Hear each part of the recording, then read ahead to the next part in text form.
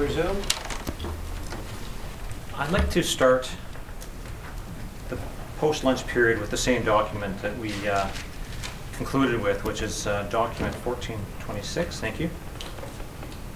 Bottom of the first page, there was some discussion in the morning about the principles, and I just want to perhaps take a look at those just for a moment.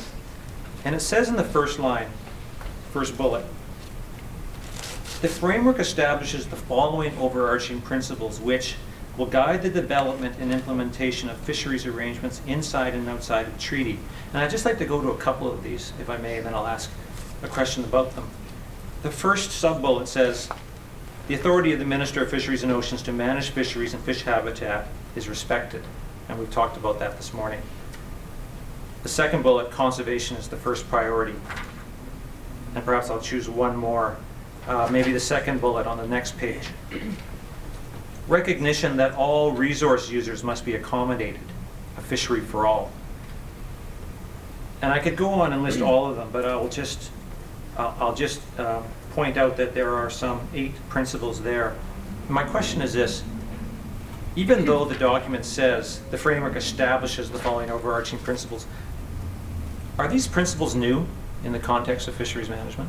No, many of these principles have been part of previous policies and approaches, and certainly, for instance, conservation is the first priority has been a long-standing principle for fisheries management. So these have been brought forward from all those previous processes and are continuing to be principles by which the fishery will be managed.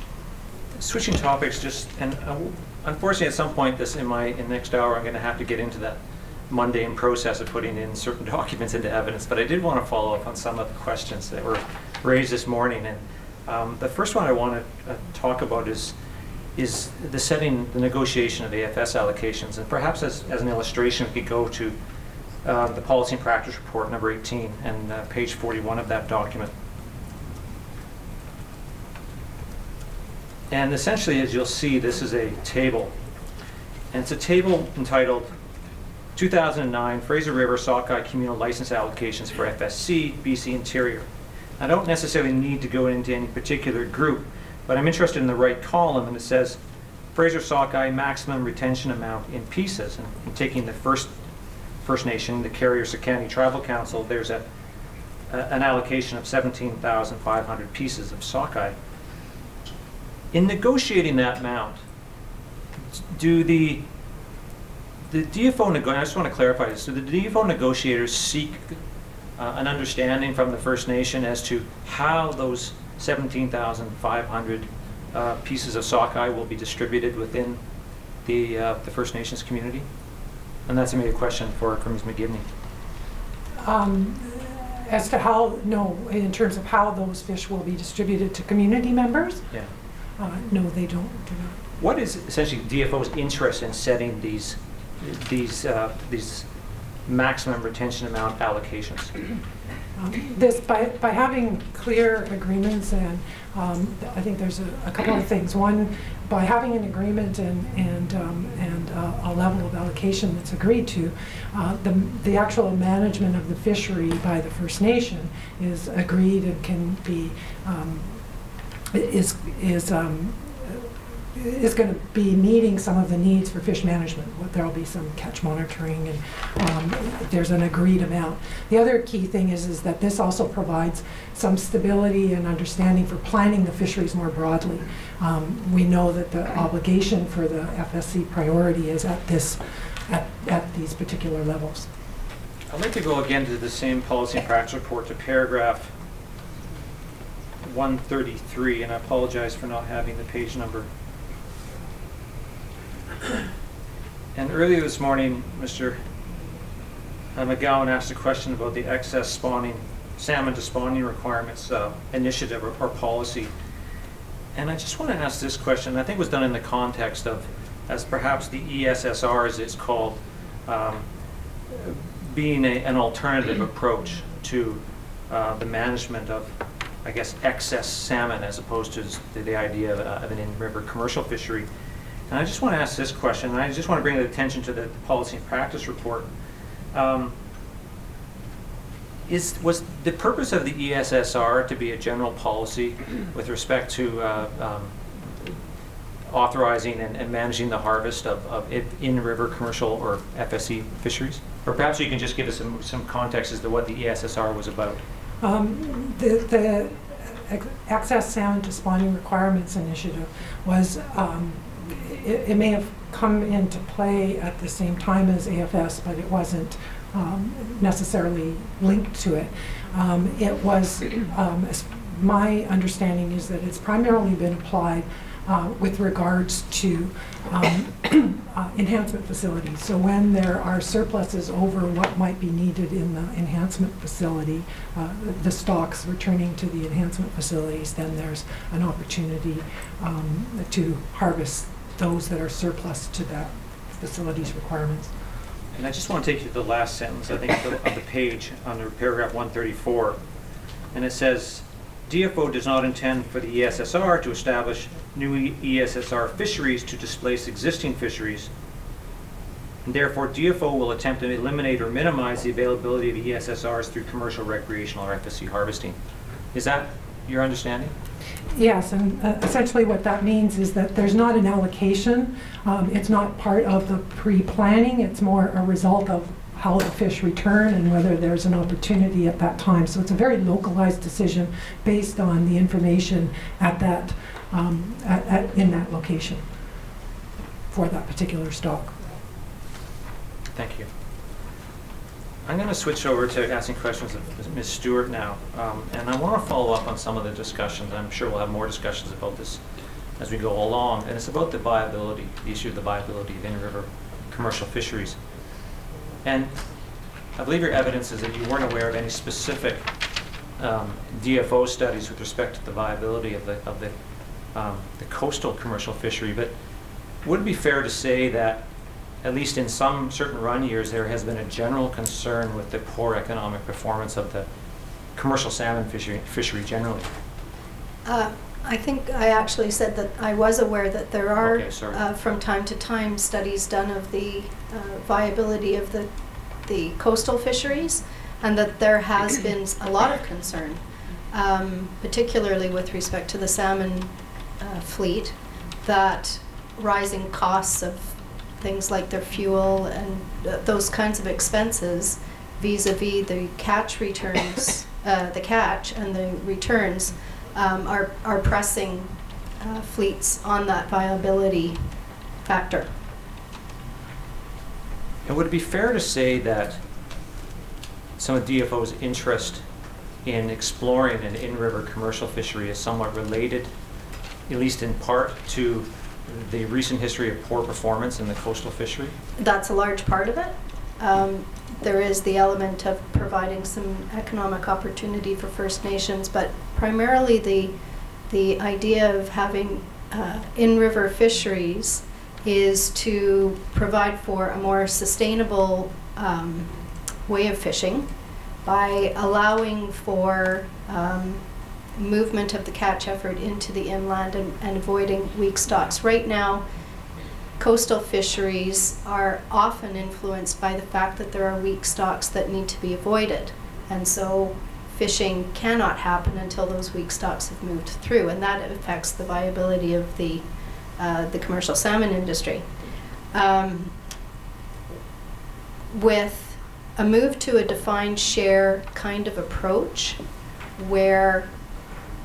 which is buttressed by enhanced accountability, so catch reporting and catch monitoring, so everybody knows what everybody is catching. That provides flexibility to move the activity of catching the fish to the inland areas. And so it allows for better business planning, it allows for better conservation, it allows for flexibilities for the coastal industry and the inland industry to mesh together and to work together collaboratively to maximize the fishery, really.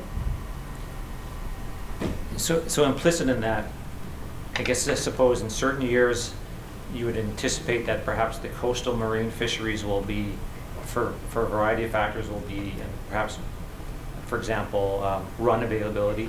The coastal marina fisheries will be more successful than the in-river fisheries. It could be both ways, depending on how the runs are and what the mix of the stocks is at any particular time. So hypothetically, is it possible that taking these two fisheries together, the management of the fishery, the commercial fishery, could cushion out the differing, the cyclical nature of the commercial salmon fishery and the salmon runs? Is that what you're saying? Yes.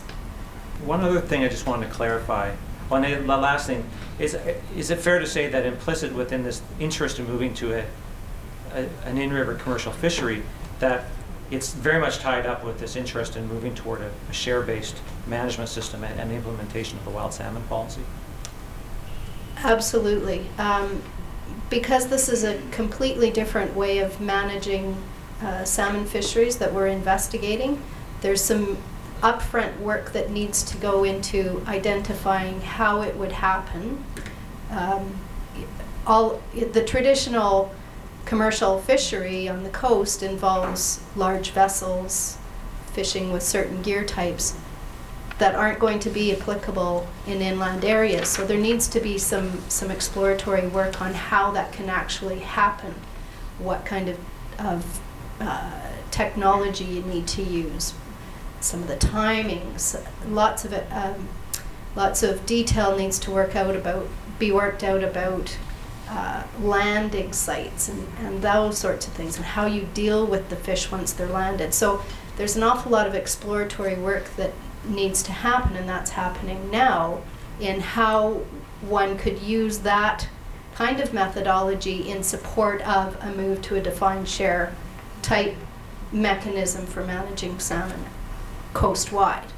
And just my last question on this topic, we had some discussion, and I think it was in related to an email regarding the allocation of relinquished commercial fisheries to support an in-river demonstration fishery. And I just wanted to follow up on that a bit. The licenses that have been relinquished and have been allocated to support the in-river demonstration fisheries, does that represent a kind of a permanent allocation of those licenses to an in-river demonstration fishery? And I'll ask that to either Carino or Sir Ms. McGivney or Ms. Stewart. Like I said, we're still at the exploratory sort of phase of moving towards a defined share type arrangement. So there's been no decisions made about whether that's the right approach to take or not. We need to have the information and be able to assess it and look at it over a period of time. So we're now in the process with the support of PICFI in being able to explore how viable it is, how workable it is as a solution to the fact that if you look at the numbers and you look at the trends over the years, the coastal salmon fishery is certainly not as robust as it has been in past years. And in light of that, we're looking for a new methodology, a new mechanism for managing that fishery. On my last follow-up question from this morning's discussions, specific to this morning's discussions, is the discussion about overages and underages. I wouldn't mind going to Exhibit 1279, evidence the last hearing of Mr. Rosenberger, and it's Canada's response to treaty fishery questions. And I'd like to go to the last page, page 17, last response.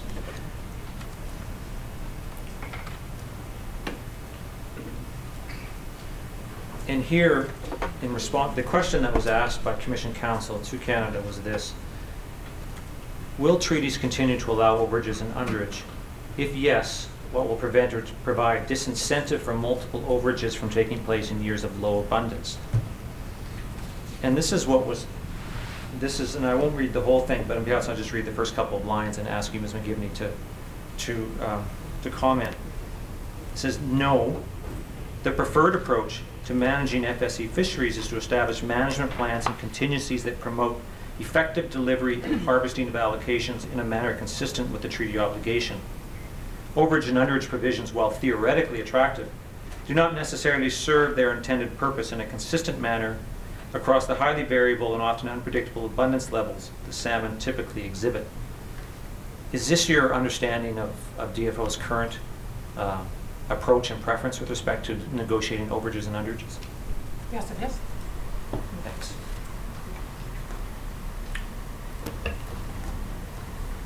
If I could move now to, What exhibit was that? I'm sorry? What exhibit was that? Oh, 1279. Thank you. Perhaps we can go to Candace tab 60.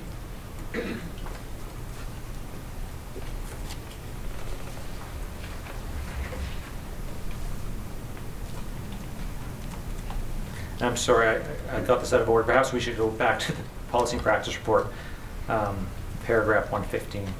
And this is what under the heading of strengthening our relationship, and this is a reference to a document. In the spring of 2002, DFO officials met with Aboriginal groups interested in AFS to find out what works, what does not work, and what can be changed over the short and long term to make AFS more efficient and effective. And then in the Strengthening Our Relationship report, DFO summarized the benefits of AFS and concerns regarding AFS that arose from those discussions. I'd like to go to that report now, if I may.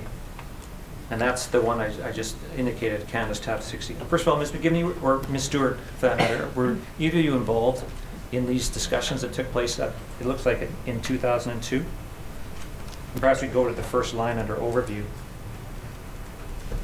In the spring of 2002, officials with Fisheries and Oceans Canada participated in a series of meetings with Aboriginal groups interested in the Aboriginal Fisheries Strategy, AFS. Were you involved in that process? I was involved in that process. And what was the intention at the time, or what was the impetus, I suppose, for these discussions? The Aboriginal Fisheries Strategy had been ongoing since 1992. Some time had passed, and it was an opportunity to kind of review what we had been hearing from First Nations. A number of First Nations was they wanted to be able to go further into the relationship of working together and work on different levels.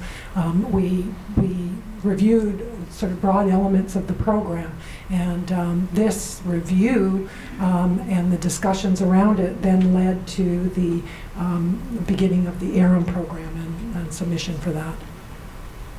And it says here, we're on so specifically in the paragraph here before the bullet, so specifically DFO proposes the following, and then the second bullet, a new aquatic management initiative that provides eligible Aboriginal groups with the capacity to better participate in areas of DFO responsibility, etc. So is this the reference to ARAM that you were just? Yes, it is.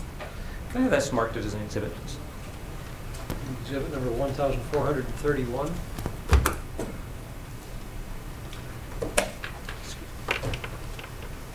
If we can go now to Canvas tab 34, please.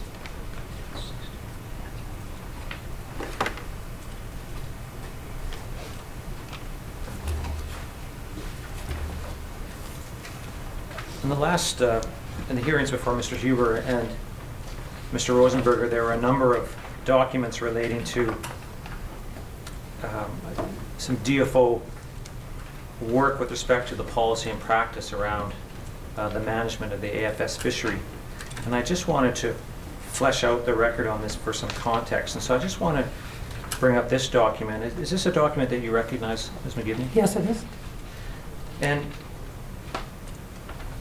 do you recognize what this document is and what it would have been used for? This document identifies some of the draft guiding principles with regards to food, social, ceremonial access.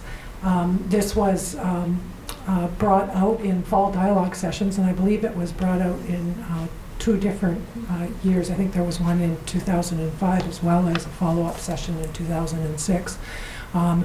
In these, we had sessions in the fall, consultation sessions in the fall that would bring together a number of the issues that the department wanted to consult with stakeholders on, and it would include sessions directly with bilateral sessions with First Nation groups, as well as third-party issues. This was brought forward and discussed with First Nations at that time.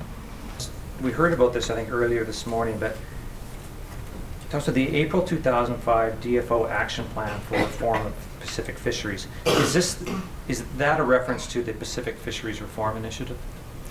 Yes, it was an action plan that came out of fisheries reform, which was a response by our minister in response to the two documents that had been produced by the reviews by the Joint Task Group and by the First Nations Fisheries Panel.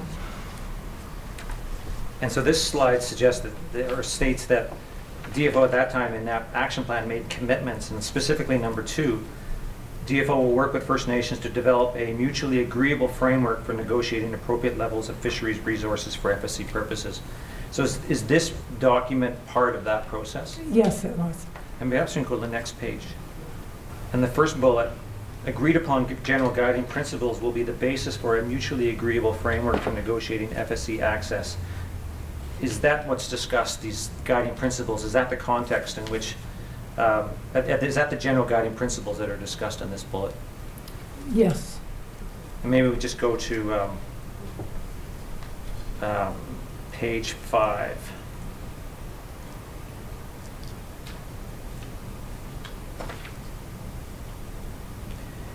And it says, input from fall 2005 sessions, AFS discussions, and the First Nations panel report was reviewed and formed the basis of 8 draft general guiding principles for discussion.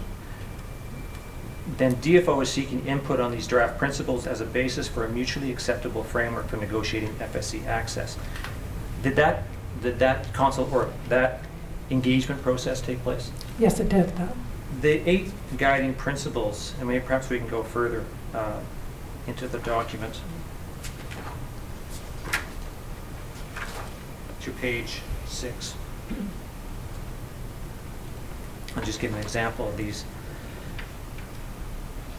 Number 1, processes and decisions regarding FSC access, amount, and fishing areas should honor Canada's obligations to First Nations. 2, Aboriginal fishing for FSC purposes should have first priority in management decisions after conservation over other user groups. I won't necessarily go on and go through all of them. Are these principles still principles that inform DFOs, that DFO officials today? Yes. Perhaps I can have that marked as an exhibit, please. 1,432. Now I want to go to a document that we already have into evidence. I just want to bring it up again. It's Exhibit 1226. And this is a document that we've discussed previously, and it's referring to the First Nations access to fish for food, social, and ceremonial purposes. Part 1, Pacific Region Operational Framework. Can you just give an explanation of what this document is? This is an internal document that was created to provide some guidance to staff with regards to the processes for negotiating food, social, ceremonial allocations. And the first paragraph, I just want to go start where it says it is very important. Or perhaps we start that full sentence. As FSC access decisions can have very significant legal implications for the Department, for negotiation of treaties, and for neighboring First Nations, it is very important that FSC access requests be evaluated using a consistent approach and with a common set of criteria. As well, it is important that there's a common understanding of the administrative tools and processes for managing FSC access in the region.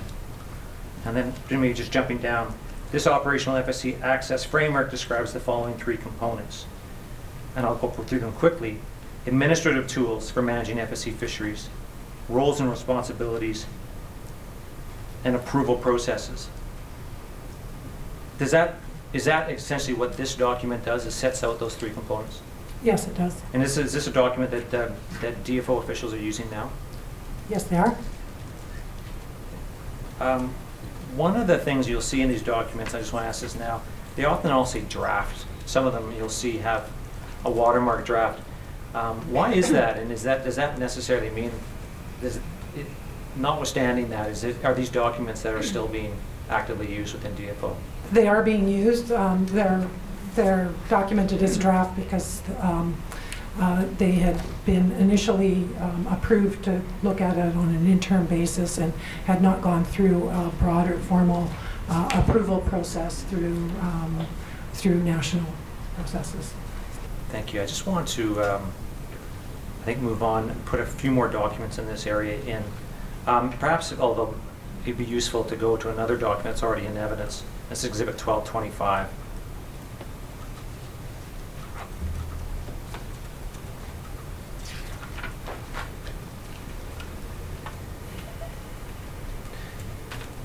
Now, this is dated May 2nd, 2006, and it's called the Trial Implementation of the Evaluation Framework. Can you explain what, as opposed to the operational framework, what the evaluation framework is? The operational framework was more about the processes and roles and responsibility and the tools that were available. The evaluation framework identifies a series of questions, different questions under some different criteria that are being considered in terms of being able to address potential changes to access for food social ceremonial purposes. And so what it does is it provides consistent information, consistent approach in terms of the kinds of information that are reviewed in bringing forward to decision makers to make those decisions. And perhaps we'll just go over to the next page. And at the bottom in italics, it refers to, I guess, 3 FSC access issues: allocation changes, fishing area changes, and requests for commercial and recreational closures. Are these the access issues that this process of these documents are referring to? Yes, there. And then finally, page 7. I just want to go to the first and third bullets. So this evaluation framework, according to this, identifies basic criteria, issues, and questions that need to be considered in evaluation of each request. And thirdly, the third bullet, is not prescriptive, must provide flexibility to address unique circumstances of each request. So therefore, this evaluation framework is something that is in place whenever there's a request for a change in the FSC access, according to what we just looked at in the second slide. Yes, it's looking. It was to be applied for when there were requests for changes. And why would it say in the third bullet is not meant to be prescriptive, must provide flexibility to address unique circumstances? There's not a, what it is really a compilation of information. There's no decision made out of this framework. It just provides information on consistently in terms of all of the factors to be considered, so that then the decision makers can review it in that context. Thank you. And just to follow up on this theme again, if we can go to Exhibit 1227, please.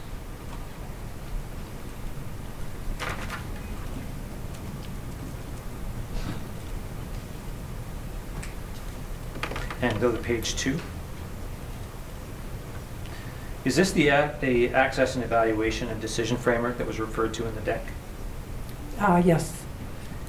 And if I can just go down to the bullet that says, the list that says in the middle of the page, the evaluation frameworks consist of 4 general criteria, each with several indicators, specific issues or questions nested beneath. Are these the basic criteria that are used with respect to assessing all the access requests that we've talked about? Yes.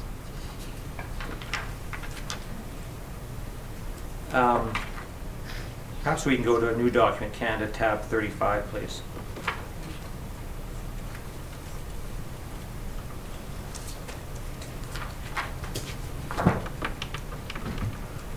Is this document an appendix to the one we just looked at, Exhibit 1227? Yes, it is. And is this the package that is used to evaluate requests for allocation change under under AFS? Yes, it is. And if you go over to page 2, this document provides the templates to be used by the fisheries officials in seeking a temporary or permanent change to fish mandates. Yes, it does. And it's a memorandum to the RDG. And then maybe just going as an example over to page 4.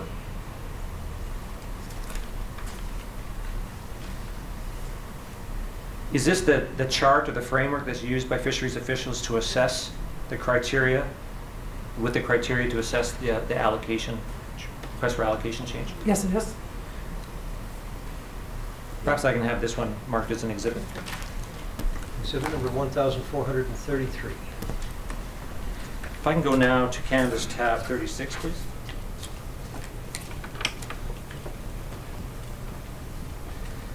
And this again says part 2B. Is this another appendices to the evaluation framework? Yes, it is. And this one relates to requests for, this one's somewhat different from mine. This says request for commercial or recreational closure. So this is the package or the document that would be used to assess a request for a commercial or recreational closure to facilitate FSC access. Yes. Can I then have Canada's tab 37, please?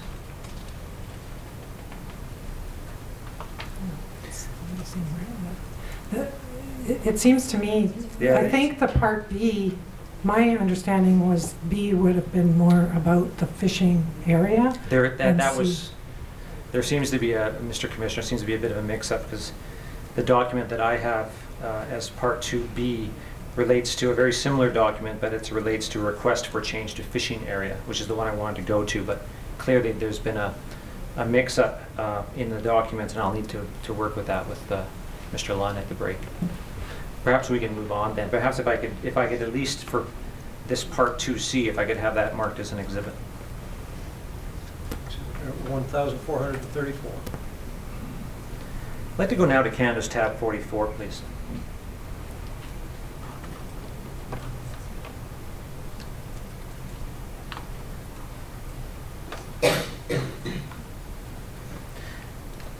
Now, this is a document referring to the FSC launch group.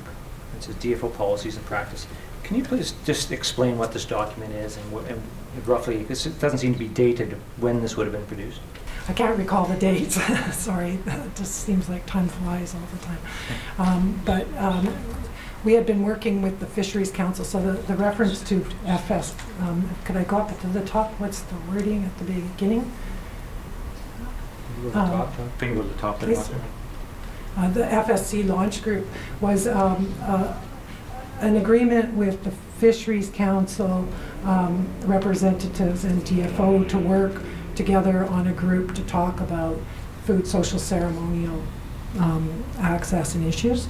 And so the department prepared this document to basically outline some of the key policy approaches and some of the guidelines and considerations that we take into account when we're looking at the food, social, ceremonial fishery. And so this was meant as an opportunity to, a document to help to contribute to those discussions. My understanding is that process is still ongoing. So it would have been in 2010, I believe, or 2009, I'm not sure, early 2010 perhaps. Those discussions are still, my understanding is they're still continuing, and there's still work going on with DFO and the First Nations Fisheries Council to talk about these food, social, ceremonial access issues between them. So would you say then in this document, notwithstanding its relatively informal appearance, kind of it's a good snapshot of DFO's approach, at least its approach, policies, and practice to FSC management? Yes. And it was approved by the regional director in fish management, but didn't go through any real formal approvals. Perhaps I could have that marked as an exhibit. 1435. And going to Canada's tab 45.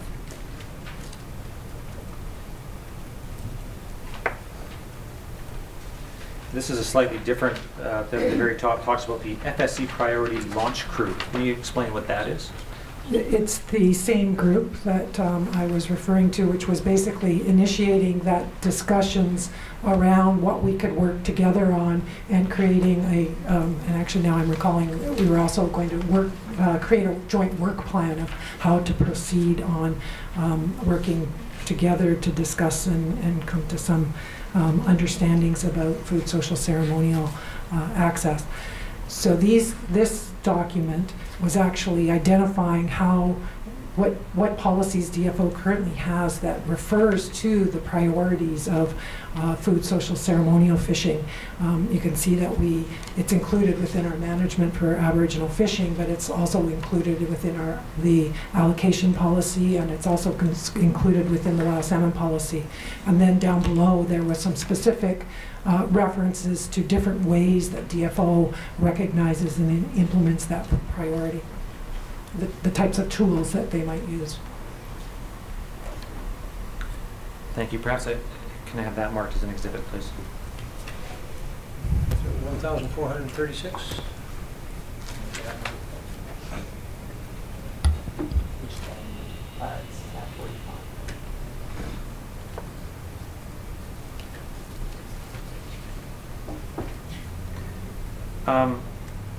I'd like to move now maybe to Ms. Stewart and talk a little bit about PICFI, if I may. Perhaps we can go to Canada's tab 65, please.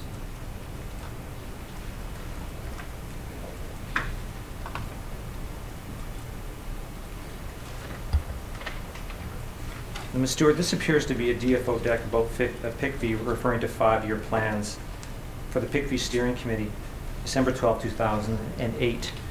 Are you familiar with this document? I'm familiar with it, yeah. What is the PICFI Steering Committee? The PICFI Steering Committee is a DFO committee comprised of senior and middle management at both the regional and the national level, who provide a policy and direction function for PICFI. I could go into membership if you want, but that's sort of a synopsis. I think that's sufficient for our purposes. Just want to go to page 2, please.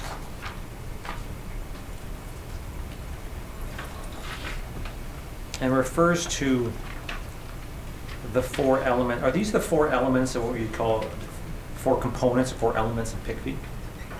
Yes, generally those are the 4 elements. Within the capacity building element, there's a little bit of breakdown into different kinds of capacity building, but those are the 4 general elements.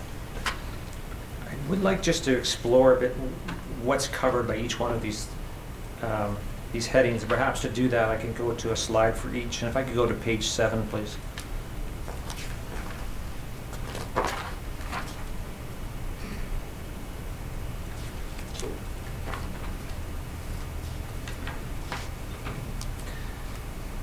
Are these essentially the 3 objectives of what we call enhanced accountability? Could you maybe expand on what each of these 3 objectives are? Sure. So the first objective is increased and sustainable monitoring and catch reporting with a focus on salmon. Partly this is in aid of fisheries management writ large, but it's also in aid of a move on the salmon front to a defined share type mechanism for management. There has been a lot of work done in identifying enhanced accountability processes and mechanisms for better certainty around what is being caught, which provides more certainty for fisheries management writ large. The second one, enhanced compliance monitoring, that is not so much maybe I'll back up. The first bullet refers to monitoring and catch reporting by harvesters. The second is compliance with license terms and conditions and agreements and fishing plans So this is more the conservation and protection element. So surveillance of catch to ascertain when there's unauthorized harvesting or sale or whatever is going on. The third piece of these objectives has to do with traceability, and this goes to identifying when fish are caught and moved into processing plants and then subsequently moved into the marketplace.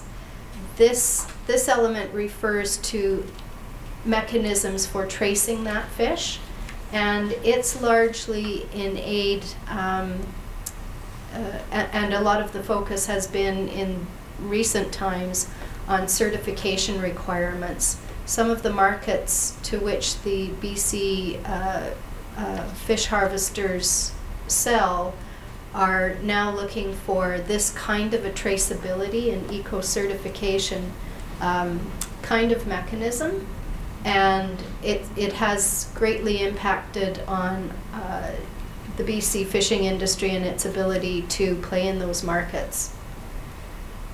Thank you.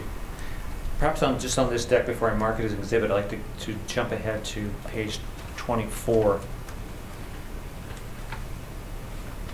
And this is something that was touched upon this morning. I just want to go into the first bullet. Given approximate license and landed values, need for flexibility and desire to transfer salmon shares upstream, a notional split of 15% salmon and 85% non-salmon has been adopted to guide access acquisition to advance First Nation and DFO interests. Does that reflect what DFO's approach was, at least at the time of this deck?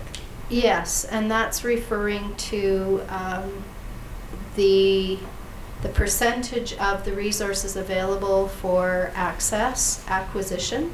So 15% of those resources, and there's approximately $100 million, which was identified at the outset for access acquisition, would be identified for salmon, which is reflective of values of the fishery. And what was the, I guess the rationale between this split and this? Was there an underlying policy purpose for the split as it's set out there? So it does reflect the split in value of the commercial fishery in BC writ large. I guess a couple of other points that I would make is that in designing PICFI, there was an emphasis on diversification of holdings for First Nations. So in coastal areas where there's access to fisheries other than salmon, our objective was to facilitate the building of fishing enterprises that would have a diversified portfolio, so that there's an ability for those enterprises to weather some of the variabilities, particularly that one finds with salmon. So that was definitely part of the thinking in the development of the access acquisition element of PICFI. I have this document marked as an exhibit, please. Exhibit number 1437. One of the components is illustrated here is the co-management aspects. I want to talk a little bit about that. Perhaps we can go to Canada's tab 62, please. And if you look at the title, I don't expect to spend a lot of time on this document. The title says PICFI Co-Management Year 4 Work Plan 2010-2011. Is this a document you recognize, Ms. Stewart? I do recognize it, yeah. Perhaps we can go to page 3.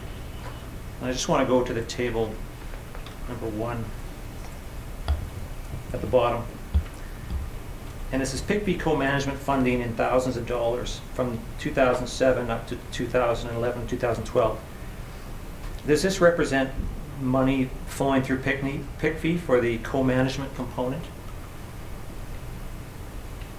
I believe that's in British Columbia.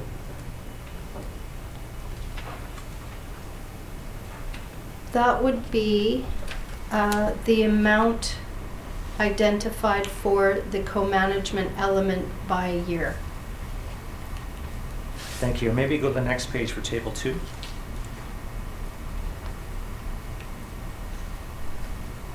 And would this be a similar table, but perhaps broken down more by category in table 1? This would be the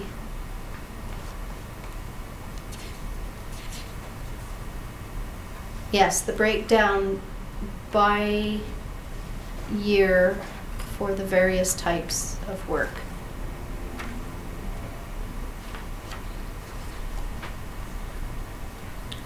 Thank you. Perhaps I can have that marked as an exhibit, please. 1,438. And if I could go to Canvas tab 46, please. Now, this is a document off the DFO website. Do you recognize this document, Ms. Stewart? Yes. Yes, I do. It appears to be a list of what it says PICFE consultation workshops and meetings. Can you just give us a brief description? First of all, have you attended any of these meetings, and also what was the purpose and intention generally of these meetings? I did attend some of those meetings. The purpose and intent of them varies. You'll see down at the bottom of that table, it sort of works from the most recent to earlier meetings. So you'll see that there were a number of meetings in 2007, 2008, which were largely aimed at information, providing information to First Nations and to others with respect to the elements of PICFE, what the objectives were, that sort of thing. There was some technical design work that was undertaken by DFO in conjunction with some of the First Nation organizations at various times. And then as we progressed through time, the focus of the meetings moved from more of an informational Q&A design kind of discussion to particular points with respect to implementation. If maybe you could scroll to the front page again. So you'll see that there were some fairly pointed meetings with respect to various pieces of PICFE. For example, the Economic Access Working Group Community Dialogue session that took place not too long ago, and I actually attended that meeting, and that was the purpose of that meeting was to talk about, in a scenario of the sunsetting of PICFE, what First Nations might want to see going forward. Co-management workshop was with respect to the development of a framework for co-management and how First Nations saw how co-management ought to be formulated for the department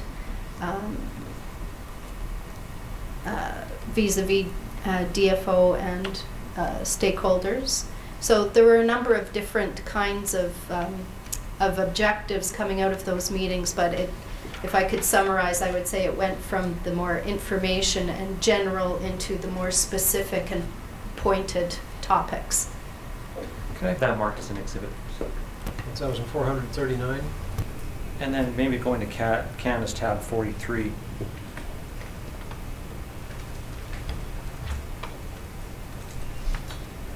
And this is one of the meetings that's referred to in the previous document. Is this an example of the kind of, this is a meeting record, access and distribution workshop, October 27, 2010. Is this an example of a meeting that would have been funded by PICFE and that was listed on the previous document? Yes. Could I have this marked as an exhibit, please? 1,440. Mindful of time, I'm just going to jump ahead here. Can I go to Canvas tab 54, please?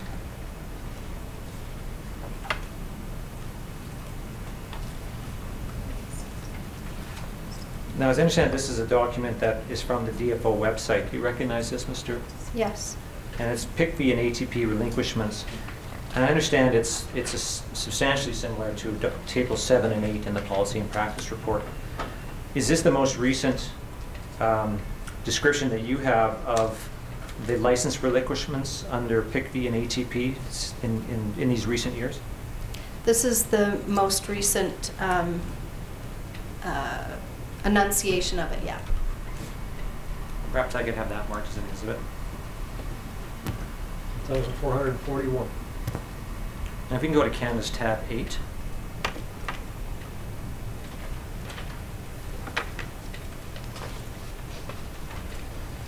And this is another document that appears to be from a DFO website. Do you recognize this document? And this is, I guess, a question both for Ms. Stewart and Ms. McGivney.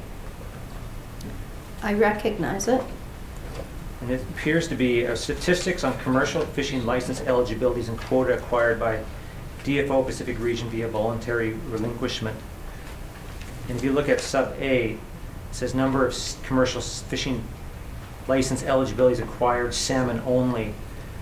And it appears that the columns are a bit out of whack, but it goes from 1992-3 to 2010-2011. Is this a document that fairly reflects the number of licenses, salmon licenses acquired under these programs at this to this date? To this date, I would have to take a look at the date.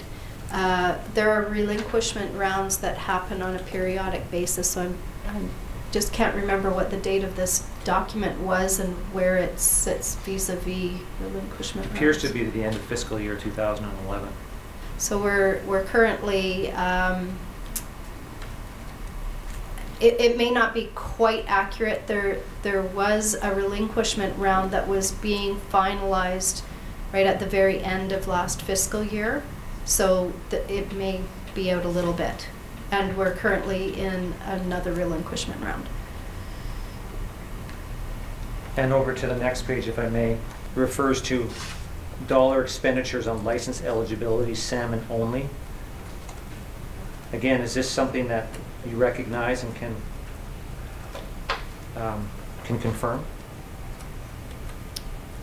Again, that would be it would be adjusted a little bit for activity that happened afterwards. Perhaps I could have this marked as an exhibit. 1,442. Can I go now to Canvas tab 16, please?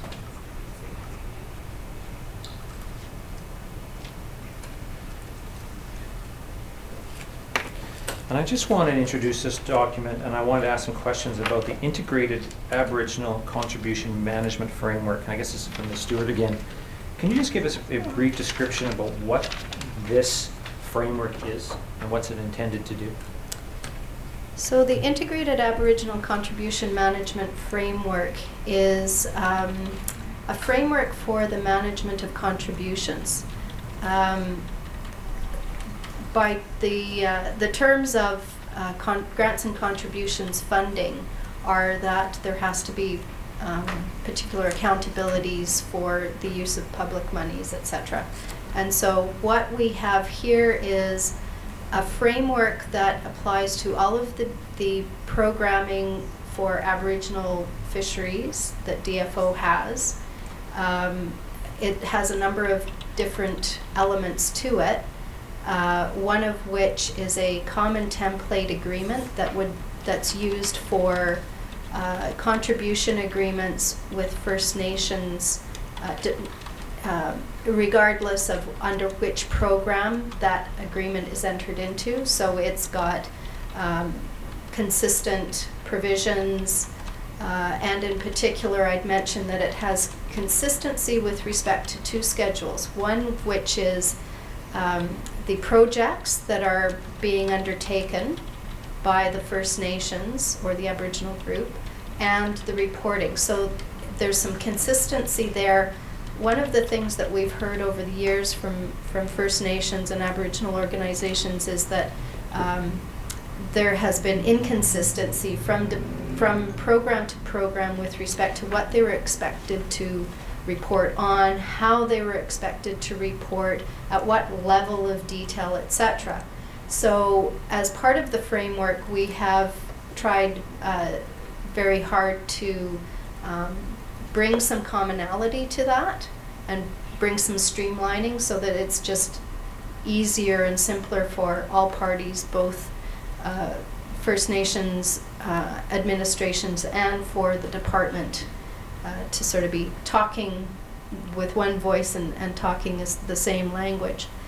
There's also integrated terms and conditions. So the terms and conditions that apply to grants and contributions, or in this instance, it's only contribution programming. The terms and conditions are the same. So it's the same kinds of costs that we have been authorized to provide funding for, the same recipients, the same kinds of activities. And so there's some commonality there. There's also what's called a recipient assessment tool. And this is meant to identify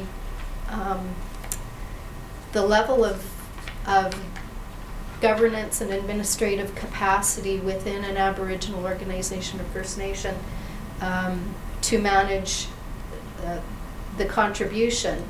And it provides a level of flexibility that's commensurate with that group's capacity and their history with the department,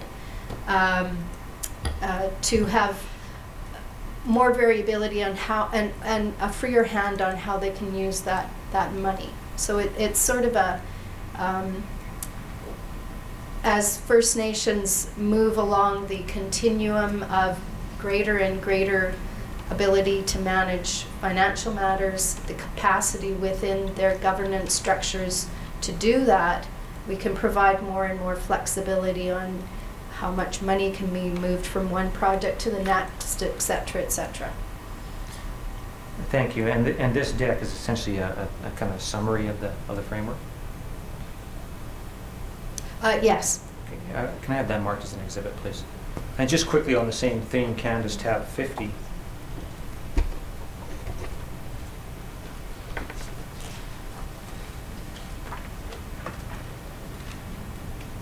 Is this the template agreement that you were referring to as established under the IACMF? Yes. So you can see that there are some variabilities from program to program, just because some provisions aren't necessary depending on the program, but the majority of this agreement is very, very similar, and as I said earlier, most importantly, the schedules with respect to how reporting will be undertaken are quite consistent. Can I have that marked as an exhibit, please? I'm rapidly coming down to the end of my time, so I just want to put in one other document. Or actually, perhaps if I could have one moment, Mr. Commissioner, your indulgence. Mr. Commissioner, I'm going to suggest we take the afternoon adjournment now. We can sort out the time we have remaining and how it's going to be used for the remainder of the day. I just wanted to go back to, just for clarification again, if I can go back to Exhibit 1437, I think it is.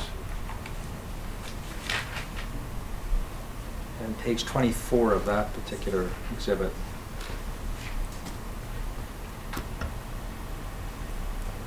Right, I think Ms. Stewart spoke to this. Under species diversity for salmon, there's a reference, I think Council took her to, but it says acquisition of salmon must remain in step with shares being contemplated in the coast-wide framework. Excuse the way I'm putting this to you, Ms. Stewart, because I'm not exactly sure how to query you on this, but is this an example of where the coast-wide framework would be informing this aspect of this program? And I asked that because earlier Ms. McGivney had indicated to me that these existing programs and policies that are ongoing are in fact informing the coast-wide framework. And is this an example where the coast-wide framework is informing this program? Maybe I'll let Karina speak to her intentions first. Actually, just how you've just worded that, there's an element in terms of the Aboriginal Fisheries Framework with the endpoint allocation, which has been identified, and there's I think I spoke to the fact that of how that is implemented.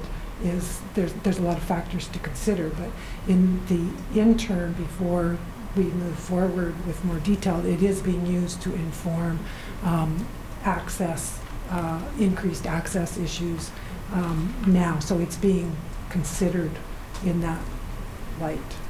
Right. Does that help? I'll have to tell you that next week, I'm not sure.